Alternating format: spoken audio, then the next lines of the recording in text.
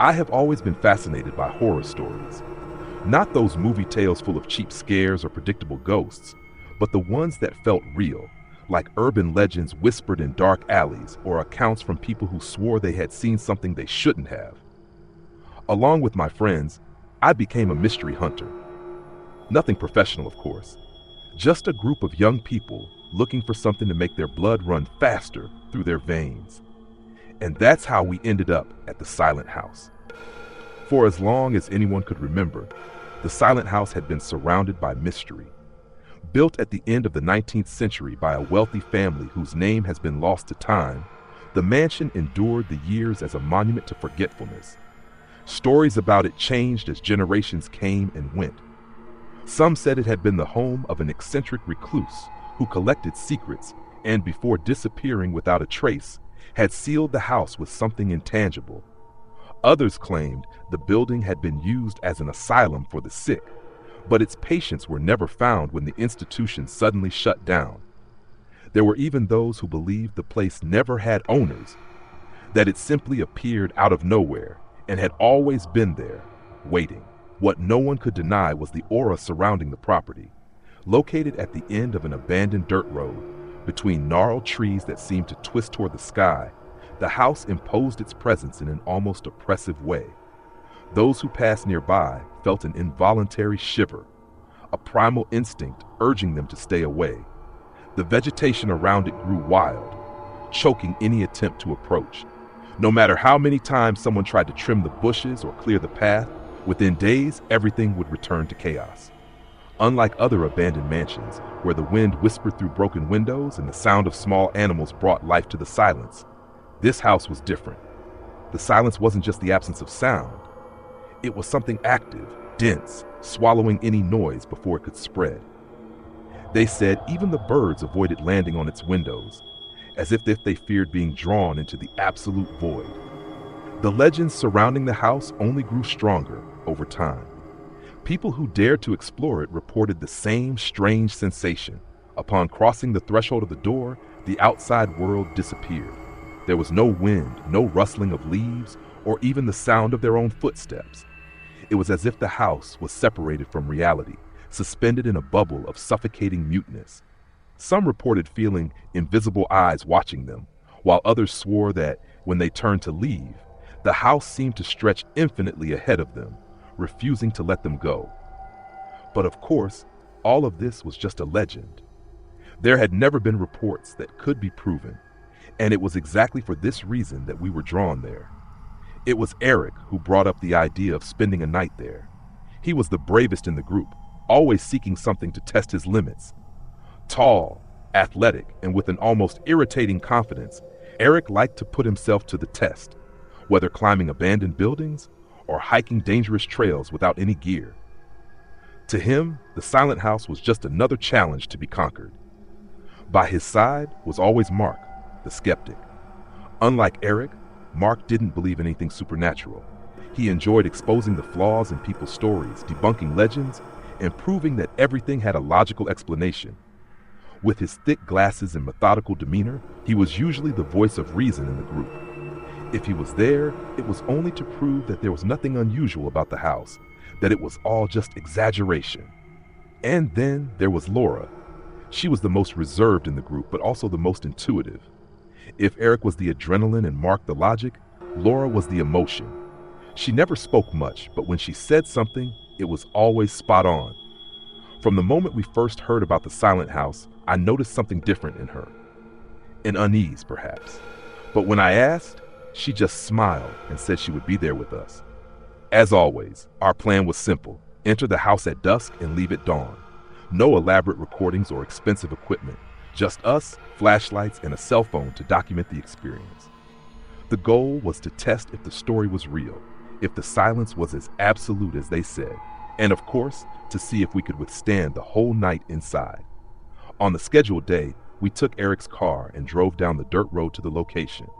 The drive was strangely silent, as if somehow we were already being consumed by the atmosphere of the place before we even arrived. When we finally parked in front of the house, the sky was already tinged with orange hues, signaling the arrival of the night. The house stood before us like a dormant creature, patiently waiting for its next prey. We got out of the car in silence, observing the building with a mixture of fascination and apprehension. The rotting wood, the broken windows, the door ajar as if inviting us in. The wind swayed the trees around us, but strangely, no sound reached us, only the oppressive weight of the stillness. "Well, I guess it's now," said Eric, forcing a smile and taking the first step toward the house. Mark sighed and adjusted his glasses, as if he were already ready to dismantle any illusion. Laura didn't say anything. She just followed us, her eyes fixed on the darkness beyond the open door. And then we crossed the threshold. In that instant, the world around us disappeared. The wind stopped. Our footsteps didn't echo. And for the first time in my life, I felt what true silence was. As we crossed the threshold of the silent house, the change was immediate and unsettling. It was as if we had entered a vacuum where the outside world couldn't reach us. Even our breath seemed muffled, as if something invisible was draining all sound before it could spread through the air. Eric was the first to move, his flashlight illuminating the mold-covered walls and the floorboards warped by time. The space ahead of us opened into a long, dark corridor with doors slightly ajar on either side. The air was thick, carrying a strange smell, a mix of old dust and something slightly metallic. "This is bizarre," murmured Mark, breaking the silence with a voice that sounded out of place, as if it didn't belong to the place. Laura remained quiet, her eyes analyzing every detail around us. She was the one who pointed to something strange on the wall. Deep scratch marks, as if someone or something had desperately tried to escape. I moved closer, running my fingers over the marks. They seemed recent. "Maybe rats," suggested Mark, though his voice didn't carry the same confidence as usual. We continued on, exploring the rooms one by one. The main room still held traces of the past, with dust-covered furniture and crooked paintings on the walls. The most disturbing thing was the large mirror in the corner of the hall. Unlike the rest of the house, it was clean, reflecting our image with unsettling clarity. But something was wrong. After a few seconds of observing, I realized that our reflection seemed delayed, as if we were moving at different speeds. "This isn't right," I whispered. Eric stepped closer to the mirror, staring at his own reflection. He slowly raised his hand, and for a moment, I was sure that his image didn't follow his movements at the same pace. We all exchanged glances, unsure whether we were just imagining things or if the house truly had something wrong with it. That's when we heard it. A faint noise, almost imperceptible, as if something was dragging itself upstairs. We looked at each other, and without needing to say anything, we made our way toward the stairs. Each step creaked beneath our feet, but the sound seemed to die in the air before it could spread. At the top of the stairs, we found a corridor even darker than the first. One of the doors at the end was slightly ajar, revealing a room covered in shadows. Eric was the first to enter, followed by Laura and Mark. I hesitated for a moment before crossing the threshold, and at that moment I felt a chill run down my spine. It was as if something had passed by me. Inside the room, there was only one piece of furniture, a rocking chair positioned in the center, facing the wall. The wood creaked slightly, rocking in a slow, continuous motion, as if someone had just stood up. "Someone's been here." Laura's voice was barely a whisper. The silence grew even more suffocating. And then, for the first time since we entered the house, we heard something impossible to ignore. A low, distorted laugh, coming from somewhere in the shadows. The laughter seemed to spread through the room, reverberating off the old walls, as if the house itself were mocking us. A shiver ran down my spine, and from the look on Eric and Laura's faces, I knew I wasn't the only one feeling the weight of that invisible presence. Mark, always the skeptic of the group, clenched his fists and whispered, "This must be some kind of acoustic trick. The sound must be coming from outside." But he didn't seem convinced, and neither did we. The sound continued, oscillating between low and high tones, as if something was testing us, waiting to see how we would react. The rocking chair still rocked slowly in the center of the room, creaking in a rhythmic cadence. Then the laughter stopped abruptly, as if the entity producing it had lost interest or was preparing its next move. Laura, swallowing hard, pointed to the floor beside the chair. There were marks in the thick dust, Small footprints, impossible to be ours, scattered in circles around the piece of furniture. They seemed recent. "Someone's been here," I whispered, feeling my throat dry up. Eric knelt down to examine the footprints more closely, but before he could touch the ground, the noise started again. It was no longer laughter. It was a whisper. Incomprehensible words, almost like a muffled wail, blended with the silence of the house, making the atmosphere even more suffocating. Then, a worse sound echoed down the hallway, a slow, heavy dragging, as if something was moving in the dark, approaching us. "We need to get out of here," Laura whispered, clutching my arm. But before we could react, the door to the room slammed shut violently, closing on its own. The impact reverberated like thunder in the midst of the deadly silence. We rushed to it, trying to turn the doorknob, but it was locked. From the other side, the dragging intensified, now accompanied by a faint tapping, like bony fingers scraping the wood. Mark punched the door, yelling for it to open. The response came immediately, a strong thud from the other side, as if something enormous had thrown itself against it. We all recoiled instantly, our eyes turning to the mirror in the corner of the room. It no longer reflected just our images. Behind us, something took shape, something tall, distorted, wrapped in shadows that twisted as if they were alive. It was Eric who shattered the mirror. In a desperate impulse, he grabbed a chair and hurled it at the glass, which shattered into 1,000 pieces. The moment the shards hit the floor, the door behind us creaked open with a sharp snap. Without hesitation, we ran out of the room, not daring to look back. The hallway, once dark and suffocating, now seemed bigger than before, distorted like a nightmare that couldn't be escaped. Shadows danced on the walls, and the air carried a metallic, bitter smell like scrap metal or blood. We rushed down the hallway without stopping, stumbling down the stairs. But the house didn't want us to leave. The doors leading outside were now covered by old planks, as if they had always been there.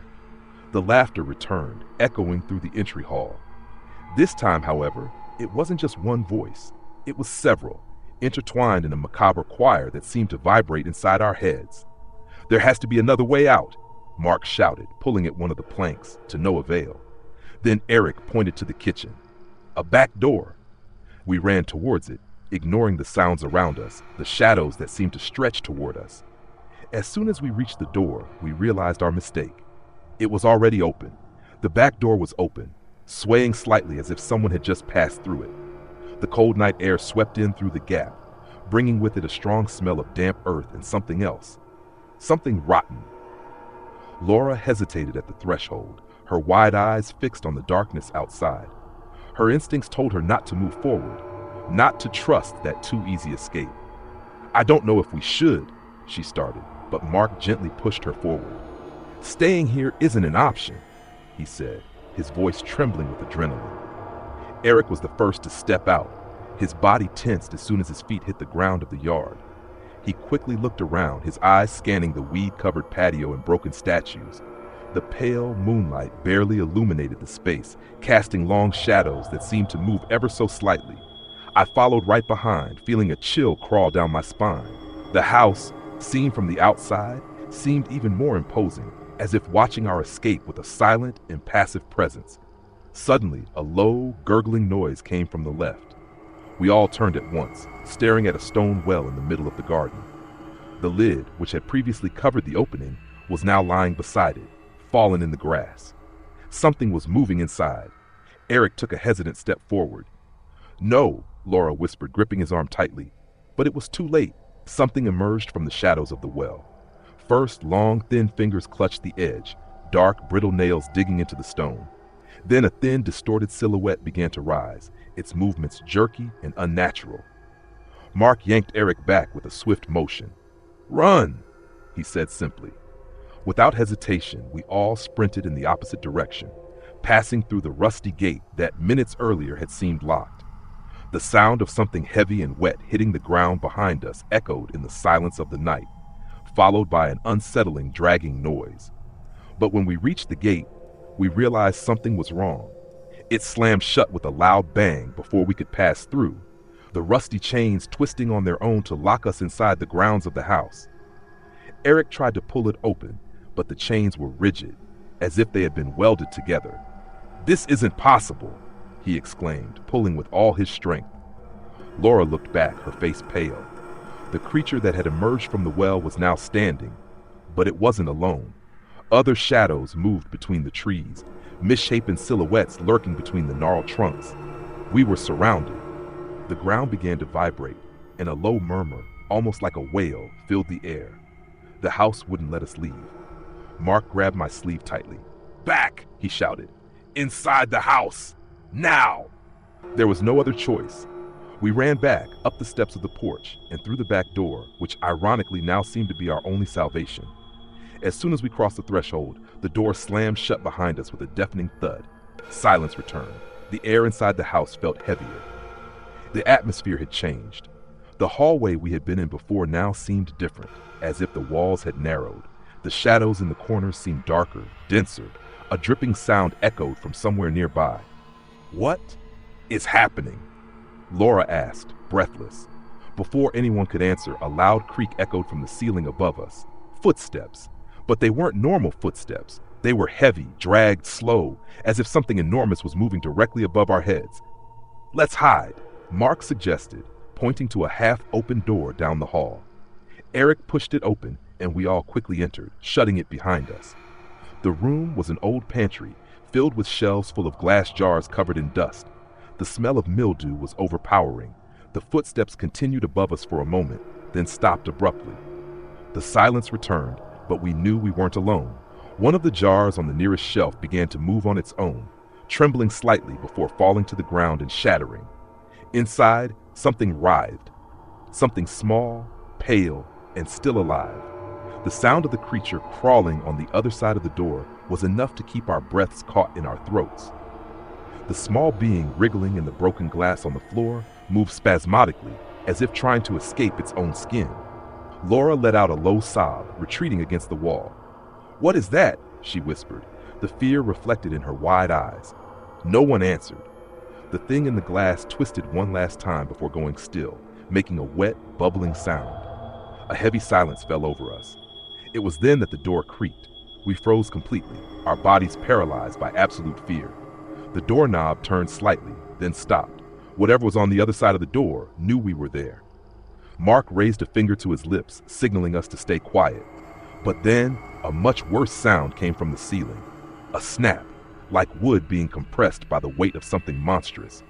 I looked up and saw thin cracks appear in the ceiling, dust falling slowly. It was moving, following our silence. Eric was breathing too fast. I could see his chest rising and falling in panic. I tried to hold his arm, but it was too late. A loud creak sounded when he lost his balance and crashed into one of the shelves. The bottles fell. The glass shattered. The silence was broken. The door exploded inward, as if struck by a brutal force. A tall, distorted figure stood there for a moment, illuminated by the weak light from the hallway. It wasn't human. Its limbs were long and wrong, as if they had been stretched beyond their limits. The head tilted slightly to the side, and a gurgling sound echoed from inside its chest, as if it were choking on something. Laura screamed. Mark grabbed my hand and yanked me to the side, pulling us out of the way at the last moment as the creature lunged toward us. Eric fell backward, dragging himself across the floor as he tried to get away. Laura tripped on a piece of glass and fell to her knees, a groan of pain escaping her lips. "To the kitchen!" Mark shouted. We ran, squeezing through the narrow passage and into what must have once been a kitchen. The smell was unbearable, decaying flesh mixed with the mold of the walls. The door to the hallway was locked. We banged against it, desperate. "No, no, no!" Eric punched the wood, his voice filled with desperation. Behind us, the creature entered the kitchen. Its claws scraped against the tile floor, producing a shrill sound that made my blood freeze. We couldn't escape. We were trapped. It was then that Laura, still kneeling, pointed to a ventilation grate at the bottom of the wall. Small, but maybe big enough for us to fit through. "There!" she gasped. Eric was the first to react, ripping the grate off with a desperate tug. The creature slowly advanced, each step reverberating through the kitchen floor. Laura crawled in first, followed by Mark. I was right behind, feeling the musty, rusty smell suffocating me. Eric came last, holding his breath as the creature lunged toward the narrow opening. Its thin, distorted arms tried to reach us inside the duct. its claws scraping the metal in a deafening screech.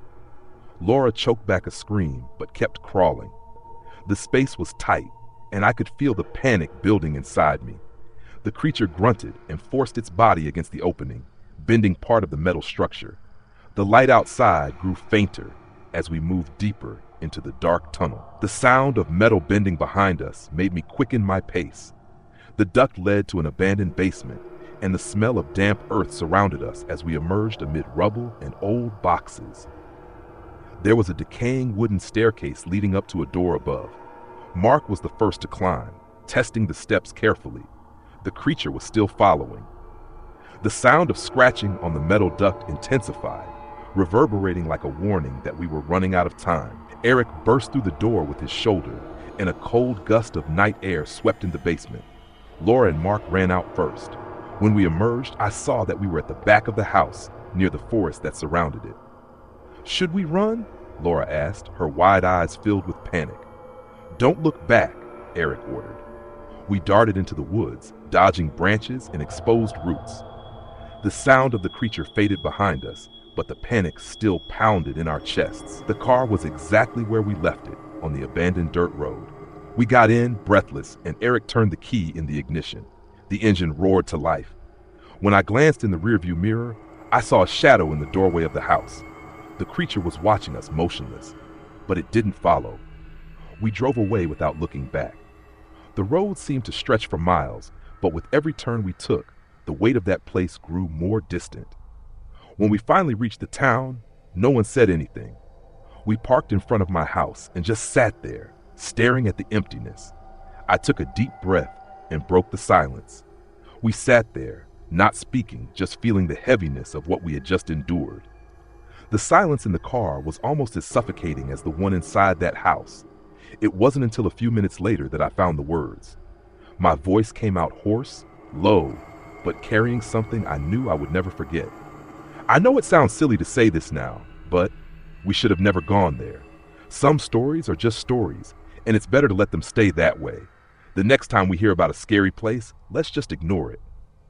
I lit each of them, and I saw in Laura, Mark, and Eric's eyes that they felt the same. It wasn't fear, it was something deeper, a silent respect for the things we couldn't explain. Some doors are meant to stay closed, I added, and some questions should never be asked. Thank you for watching. Please subscribe for more.